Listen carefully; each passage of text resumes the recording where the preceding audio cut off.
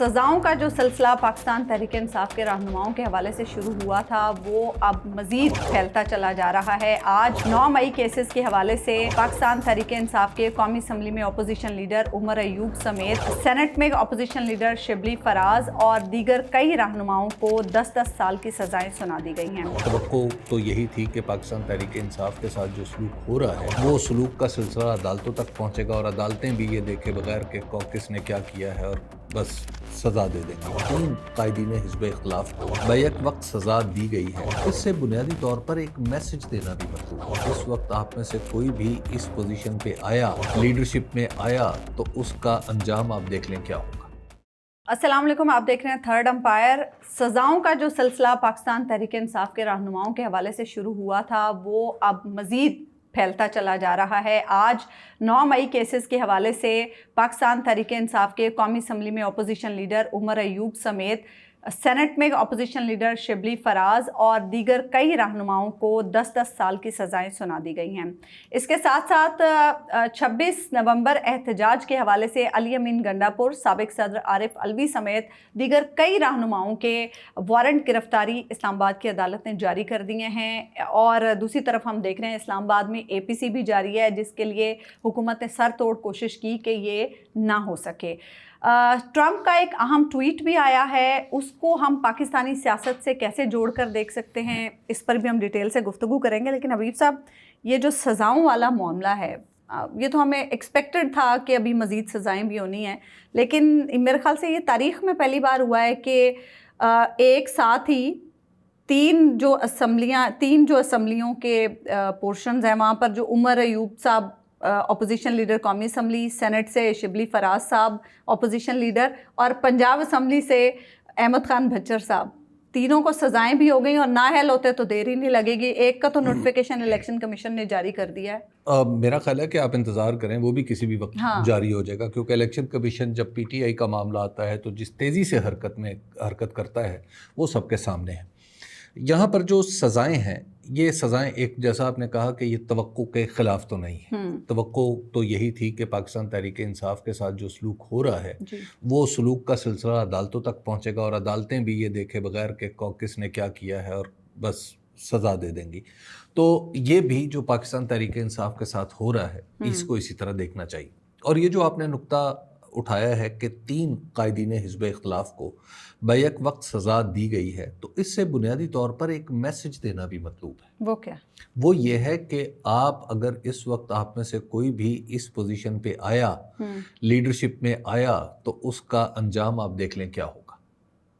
ये इससे मैसेज दिया जा रहा है कि जनाब, आपने अब सामने नहीं आना पाकिस्तान तहरीक इंसाफ के लिए। अच्छा। लेकिन इन सज़ाओं से जो होगा वो ये है कि एक तो ये इंटरनेशनली पाकिस्तान के हवाले से कोई अच्छी खबर नहीं है। पाकिस्तान में जब देखा जाएगा कि सारी की सारी सज़ाएं अपोजिशन के लोगों को दी जा रही हैं और उन लोगों को छोड़ दिया जाता है जो एस्टेब्लिशमेंट से कोई कुर्ब इख्तियार करते हैं या उन्होंने प्रेस कॉन्फ्रेंस की है और प्रेस कॉन्फ्रेंस करके उन्होंने पाकिस्तान तहरीक इंसाफ से तौबा ताइब होने का ऐलान किया है, तो उन लोगों को छोड़ दिया अच्छा, जाता है। वैसे इससे मुझे एक ख्याल आ रहा है, फवाद चौधरी साहब को छोड़ दिया गया है, ज़ैन कुरैशी साहब को भी छोड़ दिया गया। ज़ैन कुरैशी साहब ने जो सवालात तो उठेंगे। ज़ैन कुरैशी साहब ने जो हरकत फरमाई थी 26वीं आईनी तरमीम के मौके पे, ये उसका इनाम है। नजर तो ऐसे ही आता है, लोग तो इसको पॉलिटिकली जब इस फैसले को ट्रांसलेट करेंगे तो वो इस तरह किया जाएगा। जब अभी उसका तफसीली फैसला सामने आएगा तो पता ये चलेगा कि किसने क्या किरदार अदा किया था। क्योंकि बहुत सारे लोग, जैसे फवाद चौधरी की ये प्ली मान ली गई कि जनाब मैं तो इस्लामाबाद में था। अब जरताज गुल कहाँ थी? जरताज गुल को उन्होंने 10 साल की सज़ा दे दी है। हामिद रज़ा साहब को 10 साल की सज़ा दे दी है। आप देख लीजिए कि वो सारे लोग जो बोलते हैं और पोजीशन लेते हैं, उनके लिए सज़ाएं उनको मिल रही हैं। अब मामलात ये जाएंगे जब हाई कोर्ट्स में, तो उसके बाद पता चलेगा कि वहाँ पर भी क्या होता है। लेकिन हमें ये ज़हन में रखना चाहिए कि 26वीं आईनी तरमीम के बाद अदालतें उस तरह की खुद मुख्तार और आज़ाद नहीं है जिस तरह की कभी हम समझा करते थे। अच्छा, बैरिस्टर गौहर तो आज कह रहे थे ना अदालतों से कोई तवक्को है। आज वो APC में वहाँ पर गुफ्तगू कर रहे थे, ना कह रहे थे कि हमें ऐवान से कोई तवक्को है, और अब तो वो कह रहे थे कि अवाम को सियासतदानों से भी कोई तवक्को नहीं रही। तो اگر یہی سچویشن رہی تو سسٹم جو ہے وہ رہ جائے گا. اور یہ میرے خیال سے وہی نہج آ چکی ہے کہ عوام کو تو اب کسی سے کوئی توقع نہیں. دیکھیے یہ ایک بڑا ہی خطرناک معاملہ ہوتا ہے. جب پاکستان کے اندر آپ سیاست کے راستے بند کریں گے تو پھر لوگ کسی اور طرف چل پڑتے ہیں. لوگوں کے رویے دو طرح کے ہو جاتے ہیں, یا لوگ انڈیفرنٹ ہو جائیں گے یا لوگ قانون کو ہاتھ میں لینے کی کوشش کریں گے جب سیاست کے راستے بند کیے جاتے ہیں. یہ راستے ہم نے دیکھا ہے. جب میں الیکشن میں کراچی میں سروے کر رہا تھا تو کراچی میں سب سے زیادہ نمبر ان لوگوں کا تھا جو یہ کہتے تھے کہ ہم اس الیکشن میں 2024 کی بات کروں, ہم ووٹ ہی نہیں دیں گے, ہمیں کوئی توقع ہی نہیں ہے. کیونکہ مجھے بہت سارے لوگوں نے کراچی میں کہا کہ آپ دیکھ لینا یہاں سے ہم نے ووٹ پی ٹی آئی کو ڈالنے ہیں, نکلیں گے فلاں فلاں فلاں فلاں کے. اور لیکن جو ووٹ ڈال رہے تھے, اور بہت سارے لوگ جو تھے وہ کہتے تھے کہ ہم نے ووٹ ڈالنا نہیں. اچھا اب ذرا دیکھیے کہ کراچی وہ علاقہ ہے جو سب سے پہلے ڈسکنیکٹ ہوا پاکستان کی پالیٹکس سے. جو پاکستان کا ہیڈ ہے, جسے سر کہتے ہیں, وہ کراچی ہے. اچھا اب کراچی میں جب پولیٹیکل ایک ایلینیشن شروع ہوئی تو اس کا نتیجہ کیا نکلا کہ کراچی میں دوسرے کام بھی, یعنی ایک طرف لوگ کراچی کے ایلینیٹ ہوتے چلے گئے اور دوسری طرف وہاں پر اس خلا کو پر کرنے کے لیے بندوق بردار آ گئے. تو یہ جب معاملہ ہم سیاست کو روکتے ہیں, آپ چلیے یہ عدالتوں کا معاملہ عدالتوں پہ چھوڑتے ہیں, مسئلہ یہ ہے کہ سیاست بھی تو رک رہی ہے نا. اب یہی جس آپ پارٹی کی ابھی یہ جو آل پارٹیز کانفرنس کی بات کر رہے ہیں آپ, جو پی ٹی آئی تحریک تحفظ آئین پاکستان والے جو کر رہے ہیں, اس میں آپ دیکھیے کہ انجام اس بات کو بھی نہیں ہونے دیا جا رہا پاکستان کے. وہ ٹیولپ والے بیچارے وہ لے کے پھنس گئے کہ جناب اچھا جی آپ تو مطلب آپ وہ بکنگ لے کے پھنس گئے. تو آپ اس طرح ایک سیاست جسے کہتے ہیں نا, سیاست کسی معاشرے کا دل ہوتا ہے, اس میں جو خرابی ہوگی وہ آپ کو ہر طرف نظر آئے گی. وہ تو لے کے پھنس گیا, لیکن حبیب صاحب آپ نے جو کل بات کی تھی نا, بہت سارے سرمایہ کاروں کو نظر آ گیا کہ یہاں پر سرمایہ کاری کرنا ہمارے لیے سیف نہیں ہے. اچھا حبیب صاحب, یہ جو ابھی ہم بات کر رہے ہیں کہ سیاست دانوں کے لیے جگہ نہیں ہے, ہمارے ادارے بھی تو اس میں رول پلے کر رہے ہیں نا. ہم صرف عدالتوں کو ہی کیوں کہتے ہیں؟ عدالت ابھی ہائی کورٹ میں معاملہ جانا ہے, لیکن الیکشن کمیشن نے پہلے ہی نااہلی کے نوٹیفیکیشن جاری کرنا شروع کر دیے ہیں. احمد خان بھچر صاحب کا جاری ہو گیا, جو باقی ابھی پیچھے جن لوگوں کو سزائیں تھیں ان سب کے ہو گئے. پنجاب اسمبلی سیکریٹریٹ نے آج انہیں اپوزیشن لیڈر کے عہدے سے ہٹا دیا. پنجاب اسمبلی نے بھی کر دیا نوٹیفیکیشن جاری. اسی طرح اب یہ جو آج 2 اپوزیشن لیڈرز کو سزائیں ہوئی ہیں, ان کے بھی میرے خیال سے آج یا کل یہ الیکشن کمیشن بھی نوٹیفیکیشن جاری کر دے گا. تو پھر یہ تو پھر کلیکٹیولی ہم زوال پذیر ہو رہے ہیں نا. قانون میں تو یہ ہے کہ جب عدالت کی طرف سے ایک ڈکلیریشن آ جائے تو پھر نااہلی کا نوٹس ہو جاتا ہے. اچھا, مسئلہ یہ ہے کہ یہاں پہ ایک دوسری پولیٹیکل چیز ہے. وہ سیاسی چیز یہ ہے کہ ان لوگوں کو اعلیٰ عدالتوں میں جانا چاہیے. جب اعلیٰ عدالتوں میں جائیں گے تو اعلیٰ عدالتیں جیسے جمشید دستی کو ان کی رکنیت معطل کر دی اور نااہل قرار دے دی الیکشن کمیشن نے, معاف کیجیے گا, وہ لاہور ہائی کورٹ میں آئے, لاہور ہائی کورٹ نے ان کی رکنیت جو ہے اسے بحال کر دی. اچھا, اس میں متضاد چیزیں چل رہی ہیں حبیب صاحب. اس میں چل یہ رہا ہے کہ لاہور ہائی کورٹ نے جو جمشید دستی صاحب کا حلقہ تھا وہاں پر ضمنی الیکشن رکوایا. جی, وہ اس کا مطلب یہی ہے نا, اس کا مطلب یہی ہوتا ہے. اچھا, کہ آپ کی وہ جو سیٹ ہے وہ بحال ہوگی, الیکشن کمیشن کا حکم معطل ہو گیا نا. اچھا ٹھیک ہے. تو اس کے نتیجے میں اب ان کی ابھی وہ آگے چلیں گے. تو یہی معاملہ ہائی کورٹس کو کرنا چاہیے, کورٹس کا ہونا چاہیے. ہائی کورٹس میں ان لوگوں کی اپیلیں جلد از جلد سنی جائیں, جلد از جلد سامنے آئیں, کیونکہ یہ مسئلہ پولیٹیکل ہے. ہاں, جب پولیٹیکل مسئلہ ہو تو پھر عدالتوں کو اگریسولی بیچ میں آنا چاہیے. یہ تو آپ اب مسئلہ یہ ہے کہ اب اس پہ کیا ہو سکتا ہے. ظاہر ہے ہم کوئی فیصلہ ساز تو نہیں. ہاں, لیکن اچھا اب حبیب صاحب مجھے ایک بات بتائیں, اب پاکستان تحریک انصاف نے تحریک کی طرف بھی جانی ہے, رہنماؤں کو سزائیں ہو رہی ہیں, اور سارے جو اب کچھ تو پہلے سے ہی جیلوں میں ہیں, جو باہر موجود ہیں اب وہ بھی ظاہر سی بات ہے گرفتاریاں ہوں گی ان کی بھی, وہ بھی جیلوں میں چلے جائیں گے. تحریک کے حوالے سے کتنی مشکلات ہوں گی, اور خاص طور پر اب جو ہم دیکھ رہے ہیں اسمبلی سے لوگوں کی نااہلی شروع ہوگی, اس سے پاکستان تحریک انصاف کو کتنا ڈیمیج پڑے گا؟ پاکستان تحریک انصاف کا جو سیاسی پیغام ہے وہ زیادہ توانا ہو جائے گا. اچھا, اس سے یعنی اگر پولیٹیکلی اس کو دیکھیں تو ان کا سیاسی پیغام توانا ہو جائے گا، اور یہ جو موجودہ گروہ سیاست کاران اس وقت حکومت میں PDM 2.0 اس کا تو جو سیاسی انجام ہے وہ تو بالکل لکھا ہوا دیوار پہ نظر آ رہا ہے. یعنی اب ان کو یہ جو کچھ ہو رہا ہے سب کو پتا ہے کہ اس کا بینیفیشری کون ہے، تو لہٰذا ان کا سیاسی پیغام پاکستان تحریک انصاف کا تو بہت توانا ہو جائے گا. ہاں ان کو ایڈمنسٹریٹو مشکلات آئیں گی، اور وہ مشکلات اس قسم کی ہوں گی کہ جیسے ان کے لیے مظاہرے کرنا مشکل ہو جائے، لیکن جو طریقہ کار اب اختیار کیا گیا ہے اس میں یہ ہے کہ انہوں نے کسی ایک مرکز پر اکٹھے نہیں ہونا.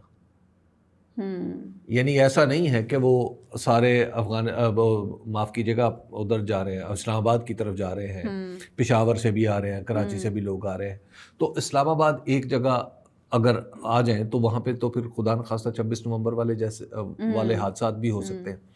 تو یہاں ان کے پاس جو اس وقت جو طریقہ کار انہوں نے اختیار کر رکھا ہے وہ یہ ہے کہ ہر جگہ انہوں نے احتجاج کرنا ہے. تو اب یہ ہے کہ اگر یہ جو مختلف شہروں میں احتجاج ہے یہ کرنے والوں کے لیے بھی آسان ہوتا ہے اور نمٹنے والوں کے لیے اتنا مشکل ہو جاتا ہے. تو اگر یہ پورے پاکستان میں پورے پاکستان سے مراد جو میرا منیمم تھریش ہولڈ ہے وہ یہ ہے کہ مین شہروں میں ہی ہو جاتا ہے، بس یہ جو احتجاج 4 5 7 جگہ کچھ حلقوں میں ہوتا ہے تو وہ اس کا مطلب ہے کہ وہ بات تو آگے چل پڑے گی، پھر اس سے آگے نکلتی جائے گی. کیا آگے چلنے سے آپ کی کیا مراد ہے؟ دیکھیے تحریک جب زور پکڑتی ہے تو پھر اس کے نتائج تو ہوتے ہیں. کوئی بھی حکومت یہ نہیں چاہتی کہ کاروبار مملکت جو ہے وہ رکا رہے، کوئی بھی حکومت یہ نہیں چاہتی کہ دنیا کے اندر یہ تاثر جائے کہ پاکستان کے اندر سیاسی بے چینی. لیکن ہماری حکومت نے تو بالکل ایک لوہے کا لباس اوڑھ رکھا ہے، وہ بیہائنڈ آئرن کرٹن کام کر رہی ہے اور یہ سمجھتی ہے اور وہ اس بات پہ بلیو بھی کرتے ہیں شاید کہ پاکستان کا سارا نظام بالکل ٹھیک چل رہا ہے. لیکن یہ جو اتنے اگریسو اقدامات ہیں پاکستان تحریک انصاف کے خلاف، اس سے تو ایسا لگ رہا ہے کہ سسٹم میں خوف اور دباؤ بہت زیادہ بڑھ گیا ہے. ظاہر ہے، دیکھیے جب بھی آپ جب اتنا زیادہ آپ کر رہے ہیں تو اس کا تو مطلب یہی ہے نا کہ آپ PTI کو کرش کر دیں، تو اس طرح تو جماعتیں کرش نہیں ہوتی. اچھا ایک اور چیز حبیب صاحب جسے ہم پاکستانی سیاست سے بھی جوڑ سکتے ہیں اور ہمسایہ ملک سے بھی جوڑ سکتے ہیں، یہ آپ ذرا بتائیں کہ اس کے مختلف پہلوؤں سے ہم کیا اس کا معنی اخذ کر سکتے ہیں. ڈونلڈ ٹرمپ صاحب کی جو ٹویٹ آئی ہے جس میں وہ کہہ رہے ہیں کہ پاکستان سے ہمارے تجارتی معاہدہ کامیابی سے ہو گیا ہے، اور پھر اس میں وہ آئل ریزروز کی بات کر رہے ہیں، یک ہمارے پاس آئل ریزروز بھی آ گئے ہیں. لوگ بڑا سوال اٹھا رہے ہیں تیل کہاں سے آ گیا ہمارے پاس. تو یہ ذرا بتائیں کہ ایک طرف ہم دیکھ رہے تھے عمران خان کے بچے امریکہ میں کوشش کر رہے ہیں، اور قاسم نے بڑے کیٹیگوریکلی کہا کہ ہم امریکہ کی طرف ہی دیکھ رہے ہیں اس معاملے میں. دوسری طرف ڈونلڈ ٹرمپ کا یہ ٹویٹ تجارتی معاہدوں کے حوالے سے، ہم اگر ان چیزوں کو کنیکٹ کریں تو اس کا کیا معنی نکلتا ہے؟ ایک اگر ہم پاکستان کی جو سیاسی صورتحال اور حکومت کے حوالے سے خاص طور پر، کیونکہ یہ حکومت یہ سمجھتی ہے کہ امریکہ سے اس نے لیجیٹمیسی لے لی ہے، اور دوسری طرف اگر ہم اسے بھارت سے جوڑ کر دیکھیں، دیکھیے بنیادی بات یہ ہے کہ یہ سارے پہلو اس ٹویٹ سے جڑ جاتے ہیں، کیونکہ دنیا کا جو سب سے بڑا ملک ہے یعنی طاقت کے اعتبار سے، جب وہ کوئی بھی قدم اٹھائے گا، وہاں سے کوئی بھی بات ہوگی اس کے صدر کی طرف سے، تو اس کے اثرات ہمہ گیر ہوں گے، وہ ایک جگہ نہیں رکیں گے. اور جب ایک ڈونلڈ ٹرمپ جیسا پولیٹیکل آدمی یہ کام کرتا ہے تو وہ کئی نشانے ذہن میں رکھ کے وہ تیر چلاتا ہے. اچھا، تو ایک تو یہ ہے کہ پاکستان کی حکومت کے لیے انٹرنلی شروع کرتے ہیں. پاکستان کے انٹرنل پرابلم میں جو پاکستان کا ہے اس وقت سیاسی، اس میں اس ٹویٹ کی اہمیت تو ہے. اس کی وجہ ہے کہ پاکستان کی جو حکومت ہے یہ اپنی طاقت اس وقت ڈرا کر رہی ہے امریکہ سے. تو امریکہ سے ڈرا ہونے والی طاقت کی روشنی میں، یعنی اس بنیادی پرنسپل کو اگر ذہن میں رکھیں تو پھر جب یہ کہتے ہیں ڈونلڈ ٹرمپ کے ہمارا معاہدہ ہو گیا ہے پاکستان کے ساتھ اور ہم پاکستان کے ساتھ مل کے آئل ایکسپلوریشن کریں گے، تو اس کا مطلب ہے کہ پاکستان کی سیاست کے اندر جو موجودہ حکومت ہے اس کو ایک ری ایشورنس ملے گی، اس کی جسے کہتے ہیں ٹیپ آن دا بیک، وہ بھی اسے ملے گی کہ جناب ویری گڈ یار، اچھا یہ تو ہوا. تو ایک تو یہ اس کا پہلو ہے. ٹھیک ہے. دوسرا اس کا پہلو ہے جو پھر اس کے ساتھ جوڑ لیں کہ جو ہمارے چیف آف آرمی اسٹاف امریکہ گئے تھے اور وہ ان یوزول ایک لنچ تھا جسے ہسٹورک کہا جائے امریکی تاریخ میں اور پاکستان کی تاریخ میں تو غلط نہیں ہے، تو کیونکہ اس کے بھی نتائج کئی عرصے تک آتے رہیں گے. ٹھیک ہے. اچھا خیر، تو اس لیے اس پروسیس کو اگر جب ہم دیکھتے ہیں تو ایسا لگتا ہے کہ پاکستان کی جو موجودہ پولیٹیکل رجیم ہے یا جو موجودہ پولیٹیکل سیٹ اپ ہے اس کو امریکہ کی حمایت حاصل ہو گئی ہے. ٹھیک ہے. اس کا دوسرا حصہ ڈونلڈ ٹرمپ صاحب نے ایک تو شاید یہ ہدف، لیکن ڈونلڈ ٹرمپ کے اینگل سے دیکھیں تو وہ یہ بہت چھوٹا ہدف ہے. اچھا. ڈونلڈ ٹرمپ نے جو دراصل یہ تیر چلایا ہے اس کا نشانہ جو ہے وہ انڈیا ہے. اچھا. آپ دیکھیے کہ انڈیا کے ساتھ وہ کہہ رہے ہیں کہ جناب ہمارے ڈیل نہیں ہو رہی، اور انڈیا کو وہ کیا کرنا چاہ رہے تھے، انڈیا کو کہہ رہے تھے کہ آپ کے ساتھ جو ہمارا ٹریڈ ڈیفیسٹ ہے اس کو ختم کریں، اس کے لیے ہم سے F-35 جہاز خریدیں، آپ اس کے لیے اور جو ملٹری اکوپمنٹ ہے وہ خریدیں. اب وہ انڈیا ابھی تک اس طرف نہیں آ رہا جی، تو اس لیے انہوں نے لگایا کہ جناب آپ ہم اپنا جو ٹریڈ ٹیرف ہے، جو ٹریڈ ٹیرف اس لیے لگا رہے ہیں کہ ٹریڈ ڈیفیسٹ یعنی جو تجارتی خسارہ ہے کہ آپ زیادہ مال بھیجتے ہیں ہم کم بھیجتے ہیں، تو اس لیے آپ ذرا ہم سے یہ ذرا حساب کتاب ذرا کریں. ایک تو یہ بات تھی.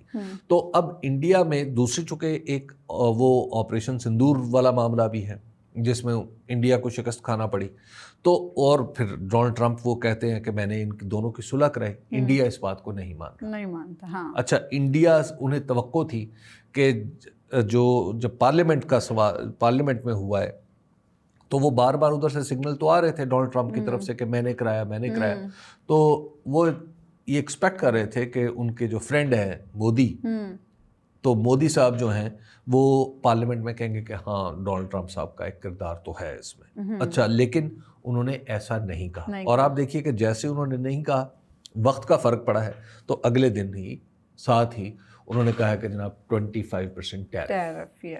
اچھا، اب ایک تو یہ دراصل یہ تھوڑا سا پیونیٹیو ایکشن ہے امریکہ کی طرف سے انڈیا کے لیے.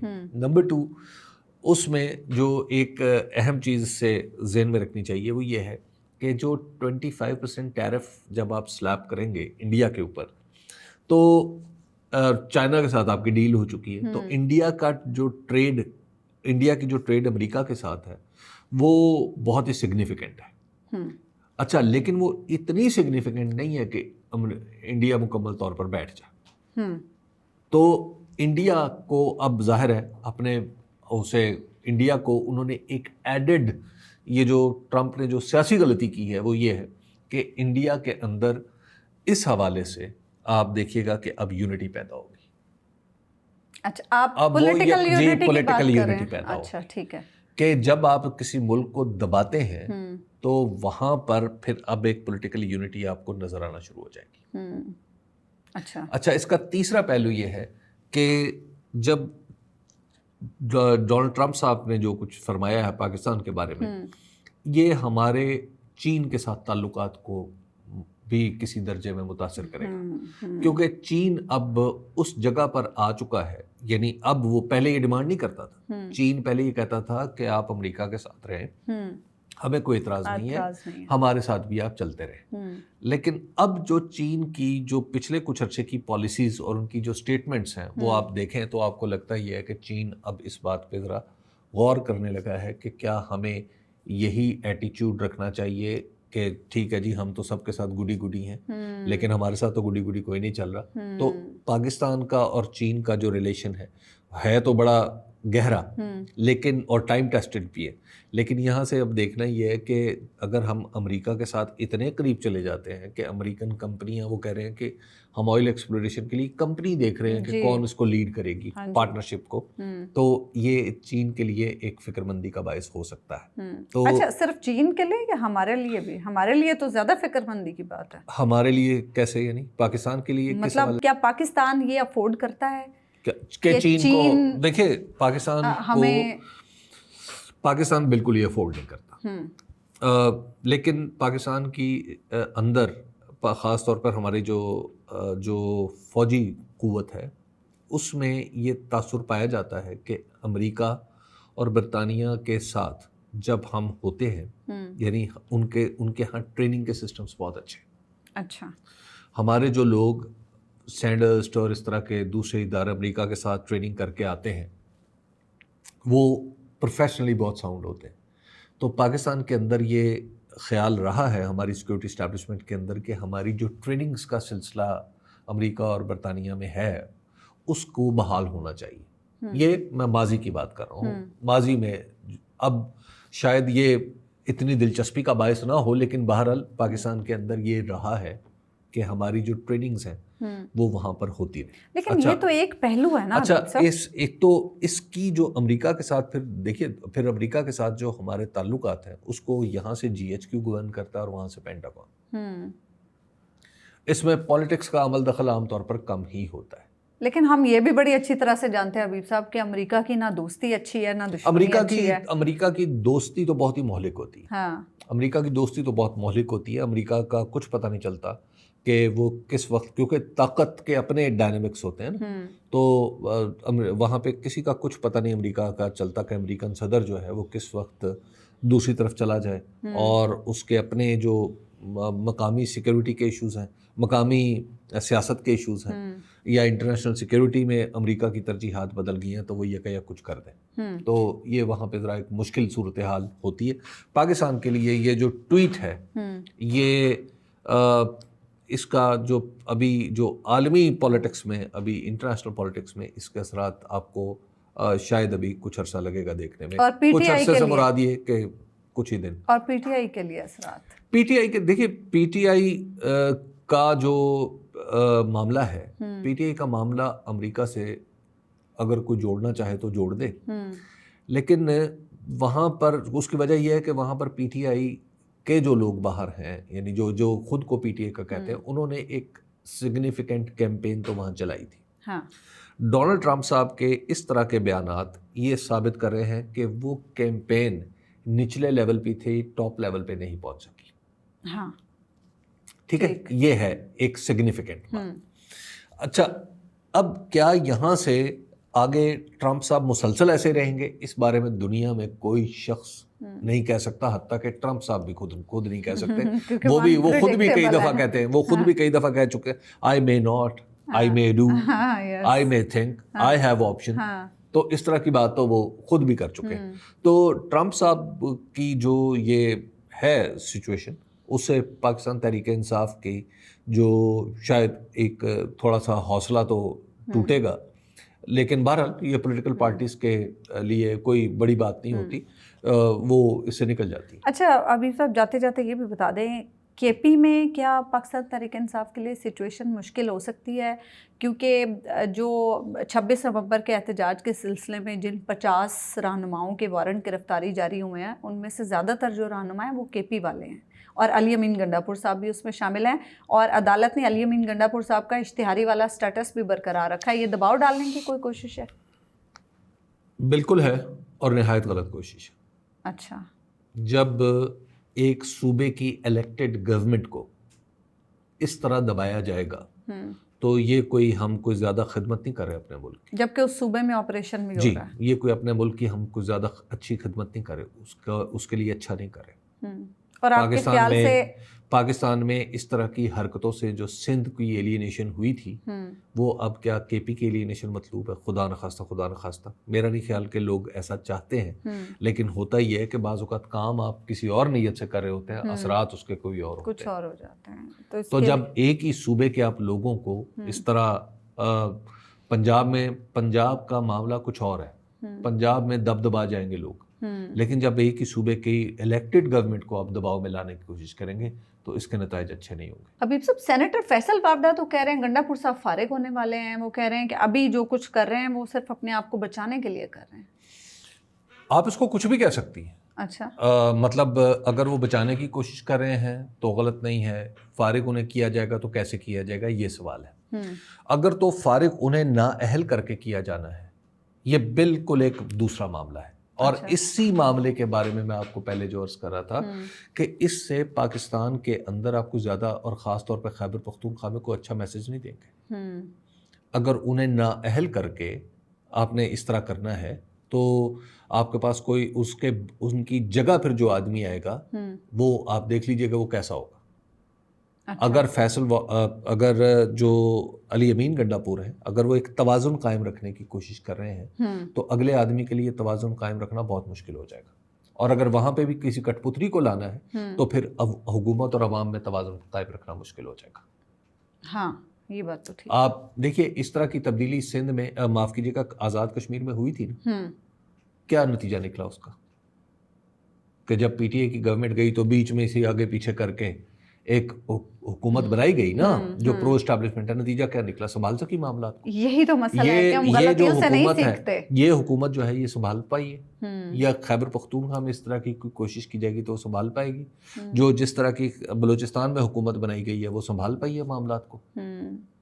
تو یہ اگر اس طرح کا کام کیا جائے گا تو اس کے اپنے نتائج ہوں گے۔ ہم کچھ اچھا کام نہیں کریں گے یہ اپنے ملک کے لیے، یعنی ہمیں جو بھی کچھ کرنا ہے ملکی مفاد کو مد نظر رکھ کر کرنا ہے۔ تھینکس فار واچنگ اس، ہمیں اجازت دیجیے، اللہ نگہبان۔